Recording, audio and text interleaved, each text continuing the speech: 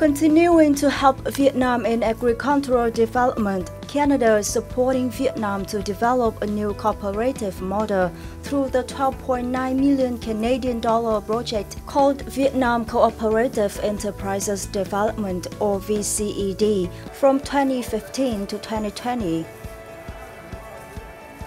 The activities of the VCED project include the establishment of new market-oriented agricultural cooperatives, increasing knowledge, skills and competitiveness for farmers, improving the method to manage cooperatives, and building a policy environment that promotes the development of cooperatives. Hiện nay và trong thời gian tới thì để sản xuất ổn định và bền vững, nâng cao thu nhập cho nông dân thì phải thực hiện sản xuất theo chuỗi giá trị, từ sản xuất đến chế biến, bảo quản và tiêu thụ sản phẩm. Và trong mối liên kết đó thì hợp tác xã đóng vai trò hết sức quan trọng.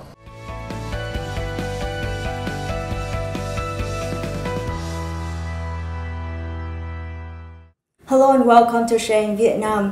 Being well known all over the world for high quality agriculture, Canada is supporting Vietnam through Vietnamese Enterprises Cooperative Development Project. Today, let's have a talk with Ms. Gabby Bratton to get to know more about this project since it started in 2015.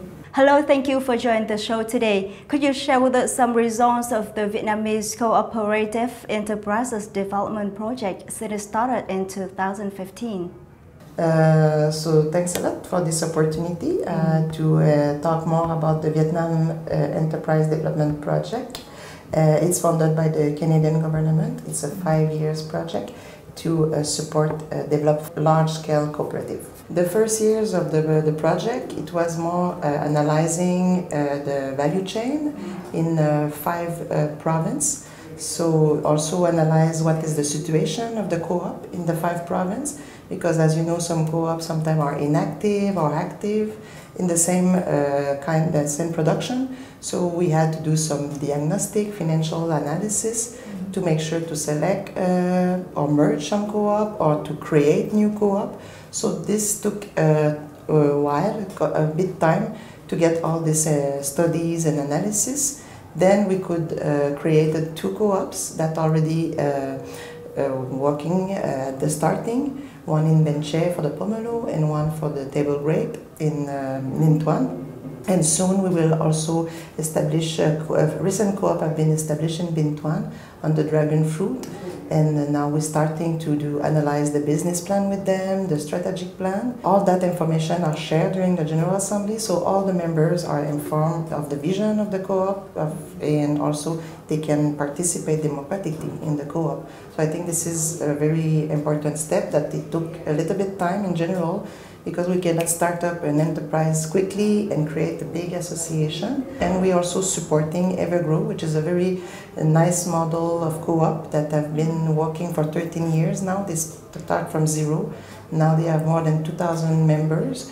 Then what have been the challenges when implementing this project? As you know, in the 1960s, 50s, the co-op was what we call an old model of co-op, which was not necessarily promoting fully integration and fully democratic enterprise, which now the project step by step, with a lot of communication campaign, with involving the local partners, and thanks to you now with the television, we can talk more about the new model, which is very different from the old model. So this is the biggest challenge, to convince producer all the advantage to join a co-op. Of course, also the access to investment. What we would like the project also is to be able to invest, analyze well the investment, and be able to give this plus value and diversify the product. And I see many amazing opportunities for the co-op. And for the moment, the project brings some technical assistance, financial assistance, and we will systematize and create these models. So in order that the Vietnamese government in the future, they can easily, step by step, know how much is the investment, how much is the training package need to be accompanied with the investment in order to create sustainable enterprise and manage democratically by the association of producers. So this is quite a big challenge. Then what are the solutions being applied to tackle those challenges? Well, we're working very closely with the local authority, provincial authority, to also involve them in the message to deliver to the producer that it's not with the full investment of the government in all activities. They are autonomous, independent enterprise managed by them, but we need the support, of course, of the local authorities. So now we also count and rely on them to identify farmers, identify leaders, and to promote the new model of the co-op. So this is a way, and using communication campaign more and more for changing the mindset. Wishing to help Vietnam apply environment-friendly and sustainable production techniques that bring prosperity to farmer families, it is estimated that the VCED project will benefit around 10,000 farmer households at 5 provinces throughout Vietnam. Nói chung là thấy vào hợp tác xã là cần thiết để cho mình có cơ hội để học những lớp tập huấn nâng cao những cái kỹ năng, với lại có nhiều kiến thức, rồi mình nắm được những cái cơ hội để mình phát triển kinh tế gia đình. Since its launching in 2015, the project has shown encouraging results. There have been some new cooperatives established, such as Blue Grapefruit Cooperative in Bến Tre, Grape Cooperative in Ninh Thuận, and Dragon Fruit Cooperative in Bình Thuận. Làm người dân làm nho này nó cũng cực nhọc lắm, mà gặp cái đầu ra thì nhiều khi làm có lúc nho thì được, nhưng mà cái giá thành nó không được cao. Vì khi mới đến mình toàn bán cho những tư thương, mà mình bán cho tư thương thường bị người ta ép giá. Mình không còn cách nào khác, chỉ có cách bán cho tư thương thôi. Mà sau này thì có được hợp tác xã của Evergreen mới thành lập thì chúng tôi cũng vào làm thành viên của hợp tác xã. Thì nói chung là vào hợp tác xã thì được hợp tác xã tư vấn về cho cái kỹ thuật làm nho, rồi tìm đầu hỗ trợ cho cái nho ra thị trường. Nó tương đối là khá hơn hồi xưa là mình bán cho tư thương. In addition to the establishment of new cooperatives, the VCED project also continues to support well-developing cooperatives to increase efficiency for farmers. The implementation of these projects has proved that in order to ensure the success of cooperative farmers, training plays a very important role. Một điểm mà tôi hết sức là tâm đắc từ cái dự án phát triển hợp tác xã Việt Nam là cái cách thức đào tạo là theo cái hình thức là đo đi để đóng giày. Chứ nó khác với lại những cái chương trình đào tạo mà mình có một cái kế hoạch sẵn, rồi có kinh phí, rồi mình phân bổ kinh phí đó, rồi làm thế nào để mình có thể thanh toán cho nó đủ chỉ tiêu. Thì cái chương trình đào tạo ở đây là cái căn cứ vào cái nhu cầu thật của từng cái hợp tác xã, thiết kế những cái chương trình đào tạo cho nó phù hợp.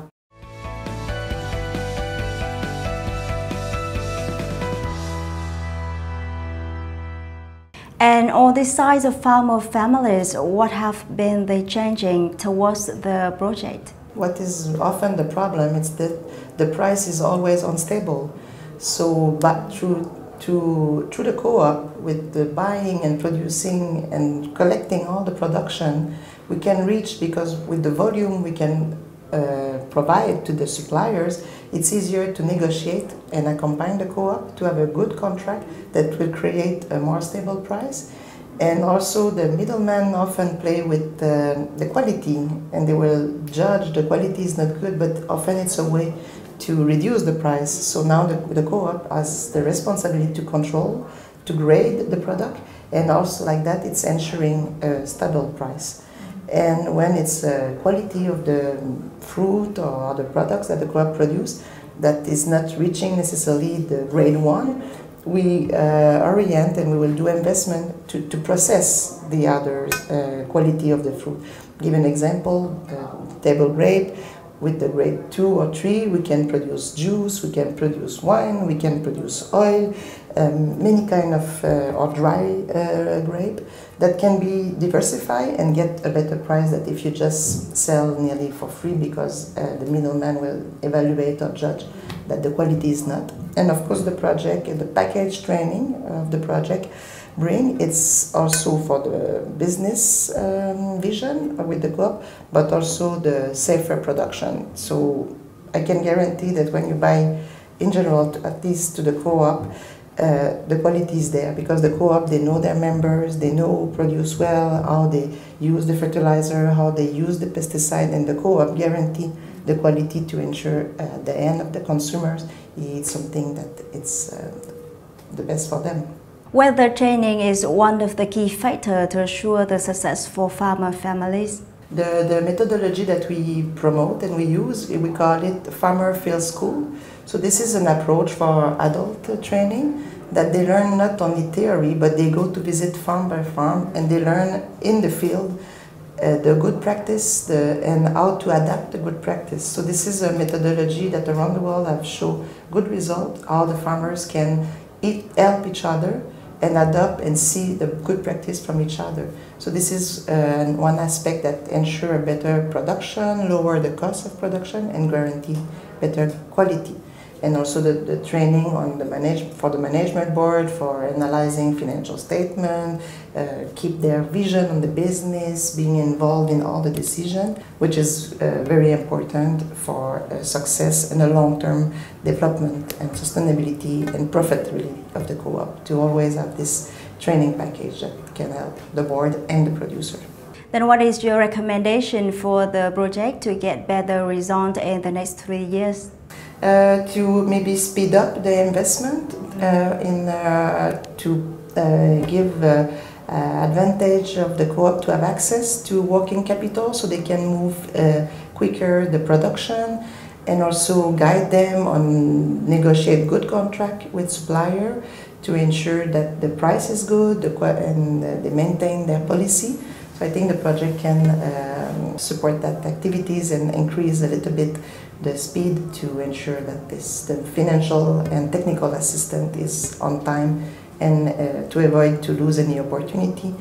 You worked in other countries on agri-food sector before, and then can you give any lesson that Vietnam can learn from to improve the policy and the framework on cooperative even when this project ends? The new law on co-op in Vietnam have 5 years. New law. With the Ministry of Planning and Investment, we organize consultative process through workshop in Hanoi, Da Nang and Ho Chi Minh in order to also collect experience. So far for me, the law in Vietnam on co-op, it's quite good. Maybe what I can say that I experience from other countries, it's the policies or programs that need to accompany the law. So for example, in terms of investment, you need to create a special fund for investment for co-op development or for innovation for co-op technology. Often they have very good law, but don't have the tools or mechanism to well implement the law.